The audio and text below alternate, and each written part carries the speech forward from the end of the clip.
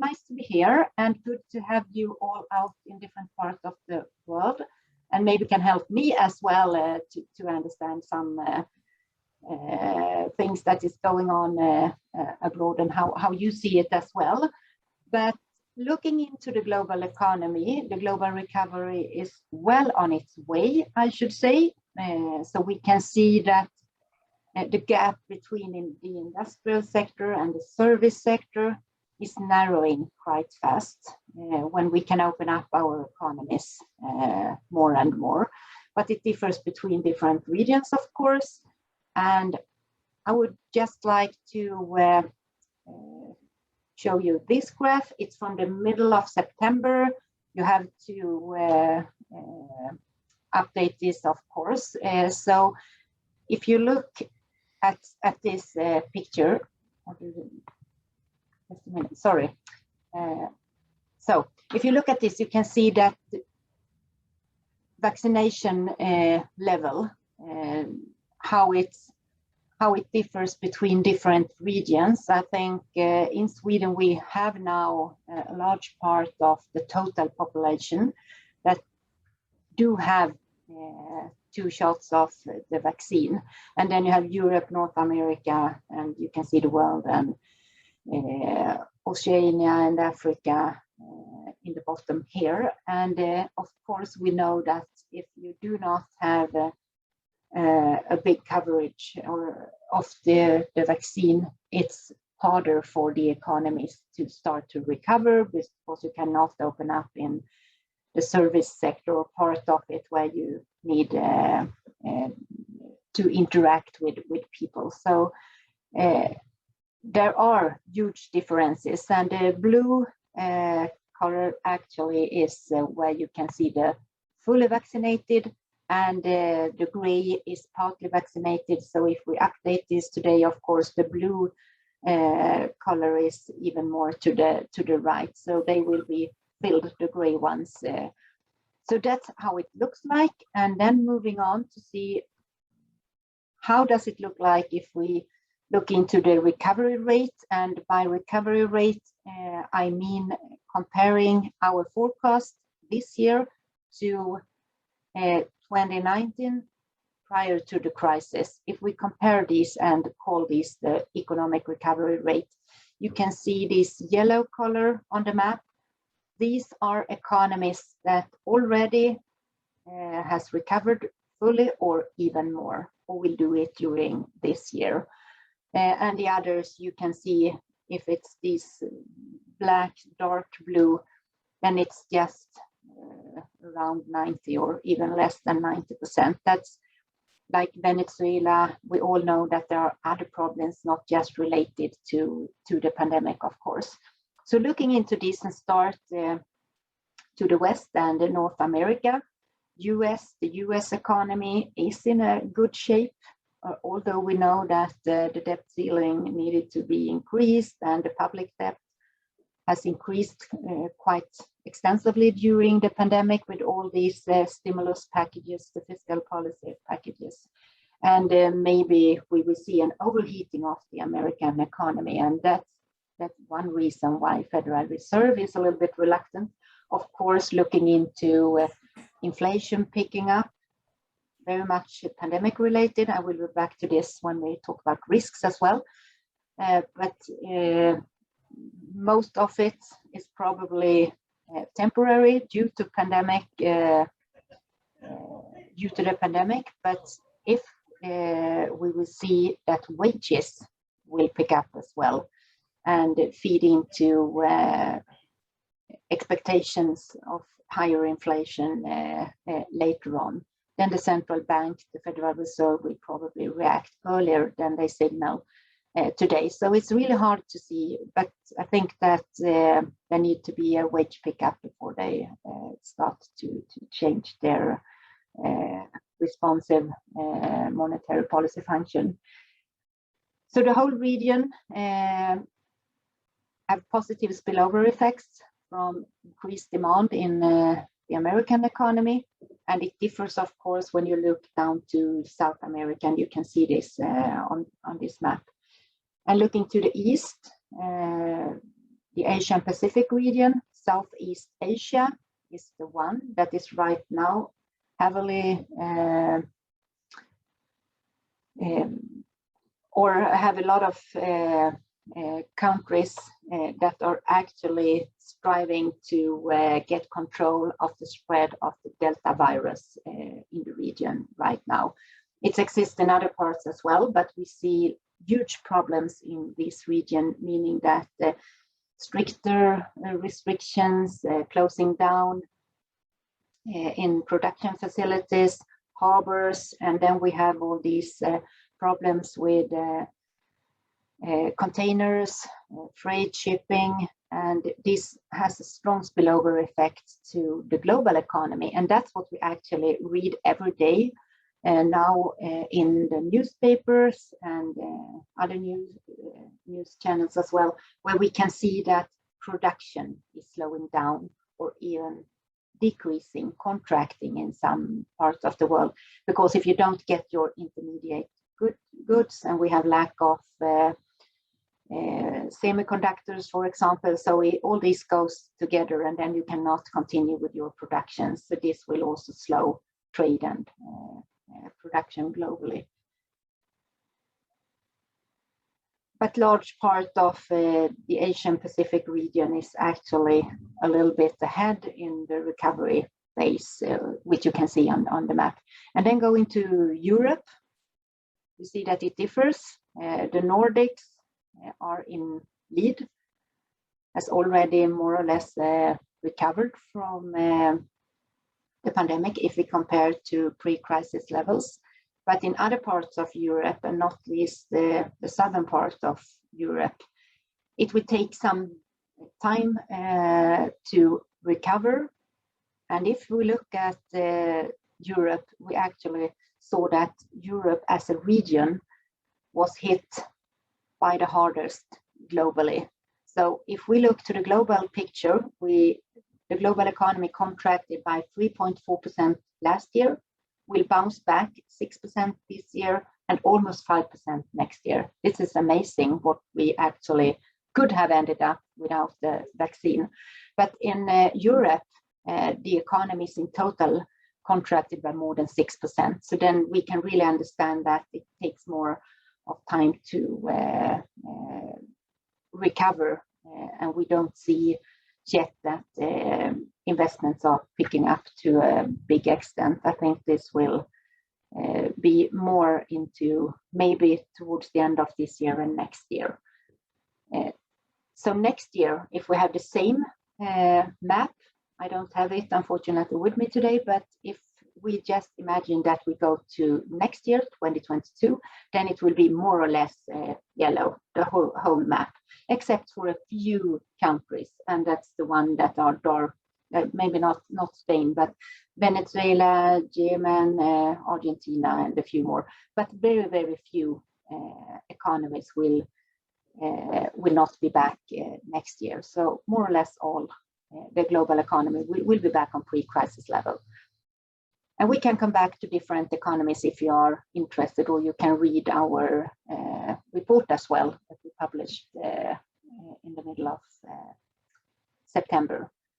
But if we look at this graph as well, we have just calculated the permanent loss as we see it. You don't know, of course, if it's a permanent loss.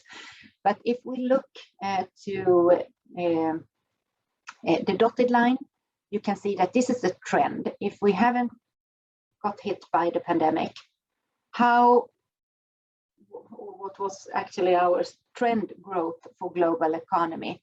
If we follow this with approximately 3% growth per year, how much have we actually lost during the pandemic that we see is more or less impossible to get back? It's about 1%. And you could, of course, question, is this a big amount or a smaller? But I think having this pandemic hitting the global economy and taking it down in a deep recession, and then being back with 6% growth this year globally, I think it's fantastic with just losing about 1%. And if we see technical leapfrogging later on, maybe we can make this curve even steeper, but not what we see right now. So a loss of approximately 1% in total for the global economy. And of course, emerging markets are hit and lost a larger part than of this than advanced economies. So moving on to risks to the global recovery, I have chosen to pick 3 of the most imminent risks that I see if we look in a more short-run perspective, except for the pandemic, of course, because the pandemic is not over, and we don't know if there will be new variants of these virus mutations, and if the vaccine is not as efficient as we believe, or could you just give us more power shots and we can live with this virus, or will it turn out in another way? We don't know, but we hope for the situation where we can live with the virus and continue to have our economies and societies open. So looking into the risks, the first one is, of course, supply chain disruptions. I already mentioned this. So our forecast that we did in September, I think maybe if we should revise it today, we will revise it a little bit downwards due to the fact that we realize that the supply chain disruptions and shipping and also container traffic, all this is not in balance. And it's more of a problem that we thought from the beginning. So it's probably something that we will have on board this year and also into spilling over into next year before we will see that this will be in more or less balance again. We listened into, for example, Lloyd's Intelligence yesterday when we discussed this, and they truly believe that this will be more in balance in the beginning of next year, or maybe during spring next year. But no one actually knows, because all these containers are at different places in the world, not where you need them, and it's that's the reason, of course, when you have these imbalances between demand and supply, we see that prices for freight is actually skyrocketing. We have never seen these high prices. So there are huge problems, but hopefully we will see that it will be more in balance during next year. But as you can see in this graph, it's global trade, the yellow graph, and the blue one is global industrial production. And you can see the bounce back quite strong, but now it has flattened, and it's from August. These figures, we will soon have it for September as well. So you can just see that we expect this to be flat for a couple of months ahead. And that's why I was mentioning that you read in newspaper industrial production slowing down or even contracting globally. And this will, of course, have an effect on global trade as well. And this is goods trade I'm talking about in this picture. So that's something to be worried about a bit and see, will this be persistent for a longer time, because it will then have a negative effect on industrial production and the growth figures. But I should say that it's not to a big extent, but it will have an effect, and it depends on how long we will have these disruptions. And the next one is the pandemic-driven inflation, and I choose to have the picture from Federal Reserve for the US, where we can actually see a little bit into how the central banks are discussing around inflation, the high inflation and the pickup in inflation globally. And the blue line, this is from Federal Reserve Bank of San Francisco, and they have divided it into goods and services that are directly impacted by the pandemic, the blue line, and the yellow one are other goods and services. And in June, the US inflation hit the highest level in 13 years at 5.3 or 4, 5.4, if I remember correct, %. But then the most of it, 2/3 of this, is actually the blue line, so 4.8%, where you see that this is temporary pandemic-related effects. Like, for example, in the beginning of the pandemic, goods, services, that's actually prices fell quite sharp, and they are now normalizing. Then you get these kind of base effects, which are going directly into consumer prices, of course. And the imbalances between supply, demand also means that prices are increasing. This also goes into the consumer prices, inflation. And then we also have bottlenecks, of course, which means that the prices are increasing. And we have the energy price situation globally as well. So for now, most central banks believe that this is most temporary effects related to the pandemic.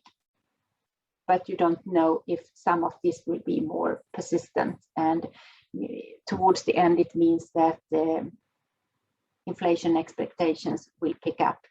But from my perspective, I should say that if inflation should pick up more permanently, we also need more of a tightening on the labor market and wage increase that will feed into inflation. Then the central banks will probably react earlier than they communicate today, and they will start tapering. If they haven't started, they will maybe start and then do it faster, decrease their purchases of bonds earlier, and towards the end also start to increase interest rates.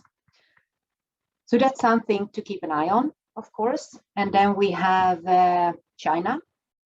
What is going on in China? Is it pandemic related, or are there other weaknesses as well? You can see here the PMI, Purchasing Managers Index, China for the manufacturing sector, the yellow, and the blue for the service sector. And the service sector is now exactly on the 50 mark, which means that it's a normal situation or a normal level. But when we see that PMIs are falling below the 50 mark, we have a contraction situation or signaling contraction, because this is just an index, of course, so it helps us to try to understand what we have ahead. But you need more data points, of course, before you can actually say something about this. But we look into the Chinese market, some weaknesses, and now we are looking a lot into the real estate market, Evergrande, for example, other companies within the real estate sector that do have problems to pay for their debts that they have. It's a small share still of the total real estate market, but we need to follow this.